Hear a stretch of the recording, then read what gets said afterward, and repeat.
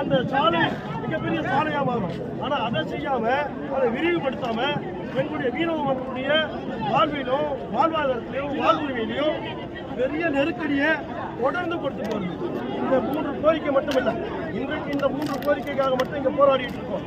இன்னும் எத்தனை பிரச்சனைகள் இருக்குன்னா, இந்த மெரினா கடற்கரையை நீலக்கொடி திட்டமாக கொண்டு வர போறேன்னு சொல்றாங்க.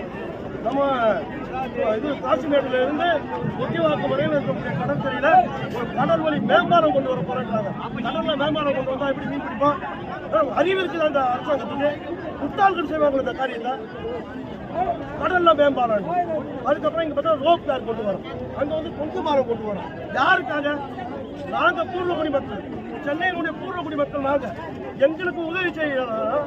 எங்க இருந்தா ஓடியாடுறவன், எங்க இருந்தா வர்றவன் அவனுக்கு உதவி செய்துக்கிட்டு இந்த அரசு ஏழைகளுக்கு ஒரு நீதியாகும், பணக்காரருக்கு ஒரு நீதியாகும் தொடர்ந்து நடக்குதுங்கிறத தான் நாங்கள் வன்மையாக கண்டிக்கிறோம். அதற்காக தான் இந்த ஆர்ப்பாட்டத்தை நாங்கள் இன்றைக்கு ஏற்பாடு செய்திருக்கோம். இது மாண்புமிகு தமிழக முதல்வருடைய கவனத்துக்கு போகணும். போன பிறகு அடுத்து எங்களுடைய பிரச்சனைகளுக்கு தீர்வு கிடைச்சா நாங்கள் அமைதியாக இருப்போம். ஒருவேளை எங்களுக்கு தீர்வு கிடைக்கலன்னா எங்களுடைய போராட்டம் மிகப்பெரிய போராட்டமாக மாறும் என்பதை இந்த நேரத்தில் தெரிவிக்கிறோம். பாதுகாப்பு மண்டலமாக ஒரு பாதுகாப்பு மண்டலமாக எப்படி அறிவிக்கிறார்களோ அதே போல மீனவர்கள் பாதுகாப்பு மண்டலமா இந்த பகுதியை அறிவிக்கணும் அப்படிங்கிற கோரிக்கை நாங்கள் 2வது கோரிக்கை வச்சிருக்கோம். 3வது கோரிக்கை இந்த சாந்தோல் நெடுஞ்சாலை.